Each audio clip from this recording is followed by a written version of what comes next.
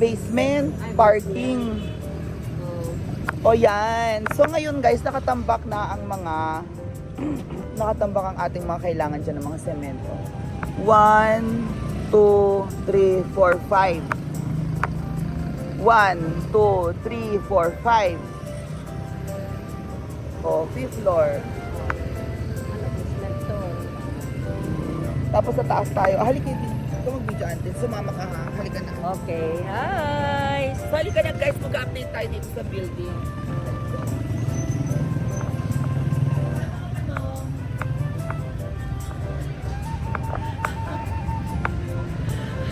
So, dito sa first floor, may vlog na tayo dyan.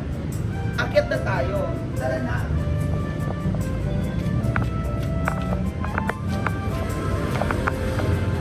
Ngayon ay titignan natin yung view sa taas.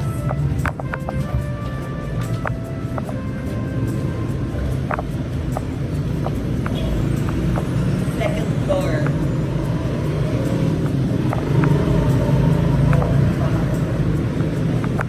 Ewan ko, gusto may babaguhin dyan, whatever.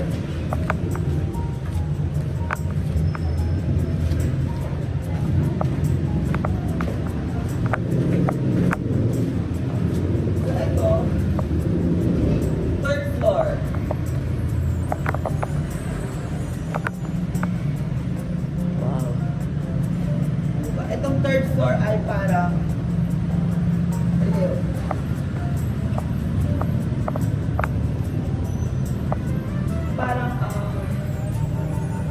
office din siya. Office or commercial siya. Commercial. So commercial din ang third floor. Yan, may CR dyan. Fire exit. Pero pang mga ano. Ito, makapaguhin to. Oo, babaguhin yan. Let's go. Kasi parang pag hindi binago yan, ang laki ng space na to. Oo nga. Yeah, sa labas lang, no? Hindi pa sana siya na Another room. kwarto. Malaking office pa rin yan. Dental clinic. Diba? Yes. Oh, ano tong ano mo? Tumiklop. Tumiklop ganun. O, ito na, fourth floor.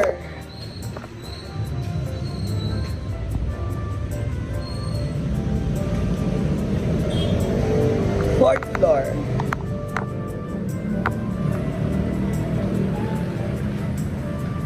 So, dito sa fourth floor,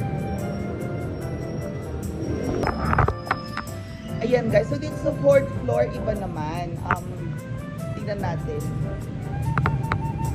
Etong fourth floor is mga residential to. Hoy, huwag ka dyan. Residential to kasi, tignan mo, may sarili silang kanya-kanyang CR. So, room, eto kwarto, tapos eto may kwarto ulit. Ano to, parang condo. Oh. Room and studio type. Oh, ito, kwarto ulit. May kitchen, may kwarto. Oo, tapos may terrace. Kung ano, may terrace. So, ito yung silbi ng fourth floor. Diba? Yan yung fourth floor natin. Meron, madami, isa, dalawa, tatlong CR. Para siyang hotel. O ito, CR ulit to, CR. So, isang kwarto ito. Eto, kwarto. Dito may pintuan. So, one room, one big room. Oo, kwarto ito, kwarto ulit yun. Diba? So, akit na tayo sa 5th floor.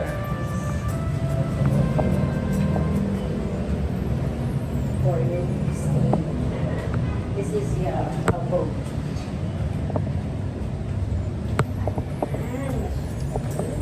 5th floor. 5th floor is Ito talaga, ang silbi ng fifth floor is parang activity area. So, dito po tayo sa fifth floor.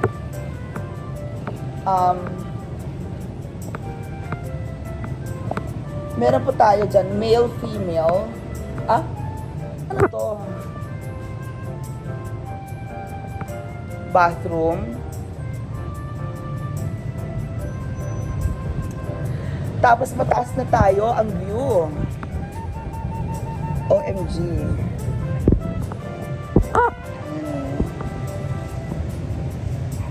Diyan mga boys. So ito na yung view natin sa fifth floor. O diba, kita na natin yung dagat. Tapos may terrace ka na naman. O diba? Oo, yun yung bahay. Tapos may terrace ka, kita mo na yung dagat sa fifth floor. So dito yung parang ano to, ang reception, ganyan. Pero alam ko palalakihan pa to. Alisin nila to. Yan, para dyan buong yan reception, para malaki. Oo, para ang laki ng reception mo, di ba? At last, dito.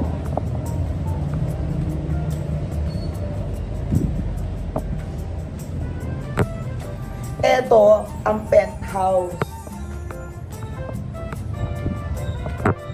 O, yan na yung penthouse. Ito ng ending.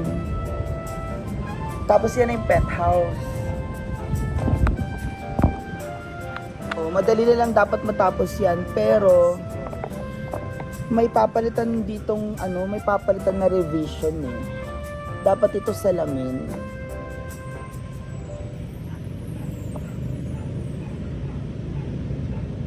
Ito sana salamin to. Dapat nga tanggalin na lahat to eh. 'Di ba? So may babaguhin tayo dito sa penthouse na to. Alisin to. Yan. Yan na pong ending. So andito nakatapak lahat to para wala namang, hindi masyadong gagalawin. Kasi ihuhuli na muna to. Bubungan muna to, auntie. So, ang papalitan natin dito is yung design niya. Kailangan salamin na siya. Hindi yan, salamin dapat yan. Oo, salamin. Ito na yung bahay nila. O yan o, tatanggalin yan, gagawin salamin to. Sarming am-amin dayta. Salamin siya, pati ito, salamin din. Hindi ko alam kung bakit merong nilagay na ganyan, na tubo. Para saan ang tubo? Salamin yan, tapos ito na yung bubong. Ito may sala ka dito, kwarto, buong to kwarto nila mama yung buong yan. Ito, kitchen and dining. Kitchen, dining, tapos dito ba kay hagdanan? Mga kwarto sa taas. Oo. Hindi kwarto sa taas yan. Tapos ito, open to. Open yan na area. Open yan na area. Pag tingin mo dito, dito ka, may upuan ka rito. May upuan ka dyan. Ito yung pagpasok mo. Pasok ang ganyan. Dapat dito nga sa gitna yan eh. Dapat alisin din yan.